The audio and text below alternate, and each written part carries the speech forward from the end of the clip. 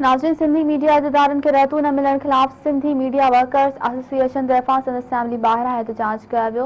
PP chairman Bilawal Bhutto Zardari Sindhi media खे ईद खां रहतू ॾियण जी ख़ातिरी कराए छॾी। ॾिसूं था ज़ुल्फ़िकार तुनियो जी ही रिपोर्ट। नहीं चलेगी, नहीं चलेगी।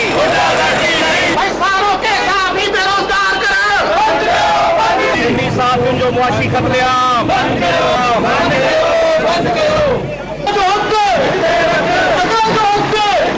सिंधी मीडिया के इश्तिहारनि जा पैसा सिंधी मीडिया वर्कर्स एसोसिएशन पारां सिंधी मीडिया जे इदारनि जूं रहतूं न ॾियण ते इश्तिहारी एजेंसी मिडास खिलाफ़ सिंध असेंबली आॾो एहतजाजी मुज़ाहिरो कयो वियो।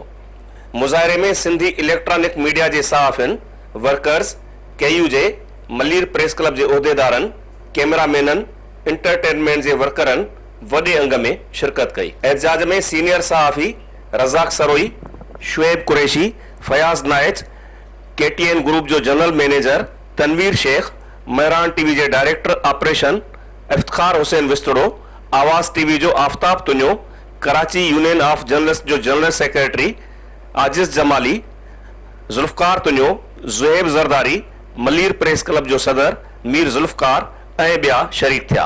एहतजाज कंदड़नि जो चवणो हो त मिडास कंपनी जे सरबराह इनाम अकबर सिंधी मीडिया जे इदारनि जा पैसा रोके संदनि लाइ मुआशी मसइला पैदा करे छॾिया आहिनि। हिननि चयो त सिंधी मीडिया जे इदारनि खे रहतूं न ॾिनियूं वयूं त इदारनि में कमु कंदड़ सहाफ़ी ऐं वर्करनि जो मुआशी इस्तेहसाल थी सके थो। मिडास जेका एडवर्टाइज एजेंसी आहे उन जेको सिंधी मीडिया सां माटे जी माओ वारो सलूक कयो आहे, मां हिते मुतालबो कंदुसि त उहो सलूक ख़तमु करे जेके सिंधी मीडिया जूं रहतूं आहिनि उहे अदा कयूं वञनि फौरी तौर ते ईंदड़ 3 ॾींहंनि जे अंदरि अंदरि। ॿियो कुझु नथा चऊं, असां सिर्फ़ु इहो था चऊं त असांजो जेको हक़ आहे उहो असांखे मिलणु घुरिजे। असांजे जेके रहतूं आहिनि मिडास कंपनी जे तरफ़ उहे असांखे मिलणु घुरिजनि। असां ॿियो कुझु नथा चयूं। असां चऊं था त इनाम अकबर खे जॾहिं सिंध गवर्नमेंट पेमेंट करे छॾी आहे, पीपल्स पार्टी पेमेंट करे छॾी आहे, त असांखे बि उहा पेमेंट उनखे करणु घुरिजे। असां ॿियो कुझु नथा चऊं, असां चाहियूं था त सिर्फ़ु असांखे पंहिंजी पेमेंट मिली वञे। असां सम्झूं था त इहा हिकिड़ी दादागिरी आहे। असां जेके हिकु कोरोना जे करे ॿियो मुल्की जेका मईशत जी सूरत आहे उन में अॻे ई मीडिया हाउसिस सभ खां वधीक मुतासिर आहियूं, पर जॾहिं डायरेक्ट असांजी जेका पेमेंट आहे उहा रोकी वञे ऐं सालनि जा साल न रोकी वञे त मीडिया हाउसिस इन में ॾेवाले जो शिकार थियनि था। ऐं जॾहिं मीडिया हाउसिस परेशान थींदा त उहो सिधी रीति असां जेके वर्कर आहियूं उहे इन में मुतासिर थियूं था। तंहिंजे करे असां इहो मुतालबो था कयूं हिकु भेरो ॿीहर बिलावल भुट्टो ज़रदारी साहिब खां त उहो मिडास कंपनी जो एहतसाब करे ऐं उनखे बाउंड करे त जेके पैसा आहिनि उहे जेके रहतूं आहिनि उहे मीडिया हाउसिस खे ॾिनी वञनि। मिडास सम्झे थी त ही को 4 सेठनि जा पैसा आहिनि, इहा ॻाल्हि ईअं न थी थी। ही सिंध जे सवे हज़ारे सहाफ़ियुनि जा पैसा आहिनि जेके असांखे न मिलिया आहिनि ऐं असांजा ॿार इंसान भरे ईद न करे सघंदा। उन जे लाइ असां बार बार ॿुधायो आहे, सभिनी खे ॿुधायो आहे त तव्हां महिरबानी करे असांजा पैसा रिलीज़ करायो। इनाम अकबर जी कंपनी जेका मिडास कंपनी आहे उन पैसा जेके रोकिया आहिनि उनजो असरु जेको आहे उहो फिरी सिरी वर्कर ते ई पवणो आहे। छो त मालिकनि खे त सिंध हुकूमत इहो चयो त कंहिं बि वर्कर खे किरोना जी सूरत हाल जे करे बेरोज़गार न करिणो आहे ऐं 6 महीननि ताईं किरोना जी जेका सूरत हाल आहे उनमें मालिकनि इहो सॼो सिलसिलो हलायो। पर जॾहिं पैसा जेके सिंधी मीडिया जा पंहिंजा पैसा आहिनि उहे सिंध हुकूमत बि जारी करे थी ऐं इनाम अकबर उहे पैसा नथो ॾिए, उन हवाले सां सिंधी मीडिया में इन वक़्तु तमामु घणी परेशानी आहे। असांजो मुतालबो आहे त सिंधी मीडिया जेका अॻई बहरान जो शिकार आहे किरोना जे करे, जहिड़ी रीति ॿिया इदारा ॿिया डिपार्टमेंट मुतासिर थिया आहिनि अहिड़ी रीति मीडिया पिणु मुतासिर थी आहे। ऐं हिते जेकॾहिं पैसा जारी न कया वेंदा त असांजा हज़ारे मुलाज़िम जेके आहिनि वर्कर जेके आहिनि उहे बेरोज़गार थी वेंदा। उन हवाले सां असां मुतालबो कयूं था त सिंधी मीडिया खे वधीक परेशान न कयो वञे। मिडास कंपनी ते 420 जो जेको केस आहे उहो दाख़िल थियणु खपे, छाकाणि त उन जेको आहे सिंधी मीडिया जा पैसा जेके सिंध हुकूमत ॾे रहतूं रहियल हुयूं उहे उनखे अदा कयूं वयूं आहिनि, पर हू ठगी करे भिशनगिरी करे जेको आहे उहे पैसा पंहिंजे कोल करे रखियूं वेठो आहे।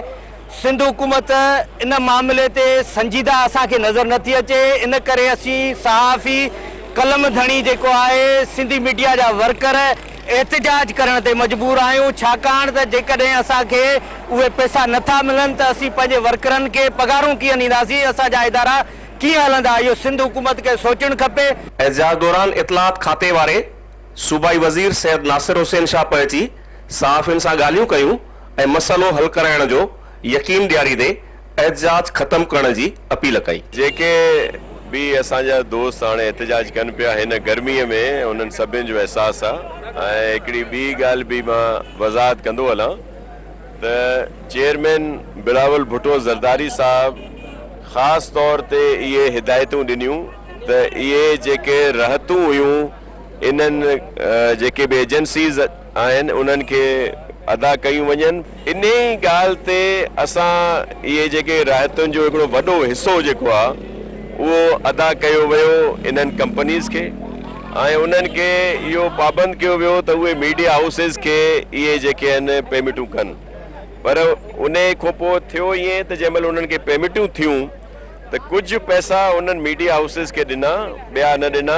असां उन्हनि सां ॻाल्हायो आहे त बाबा तव्हां जेके पैसा तव्हांखे मिलिया आहिनि उहे तव्हां उते पंहिंजो ॾियो त जीअं उहो पंहिंजे इदारनि खे हलाए सघनि। ऐं ख़ासि तौर ते असांजो कंसर्न जेको आहे ऐं जेको चेयरमैन बिलावल भुट्टो ज़रदारी साहब जो कंसर्न आहे उहो इहो आहे त माण्हुनि खे पघारूं मिलनि जेके बि उते कमु कनि पिया ऐं उन्हनि जूं नौकरियूं बि बरक़रार रहनि।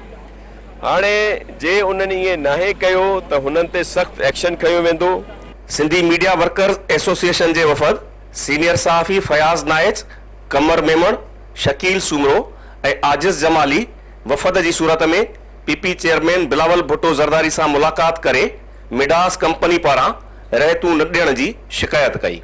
बिलावल भुट्टो ज़रदारी वॾे वज़ीर सैयद मुराद अली शाह ऐं सूबाई वज़ीर सैयद नासिर हुसैन शाह खे हिदायत कई त ईद खां अॻु सिंधी मीडिया जे इदारनि खे रहतूं जारी करायूं वञनि, जंहिं ते वॾे वज़ीर वफ़द खे ख़ातिरी कराई त पैसा ईद खां अॻु जारी कया वेंदा, जंहिं बाद एहतजाज मुलतवी कयो वियो। नहीं चलेगी, नहीं चलेगी।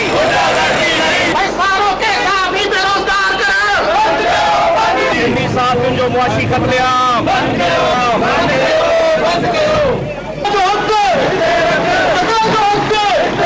सिंधी मीडिया के इश्तिहारनि जा पैसा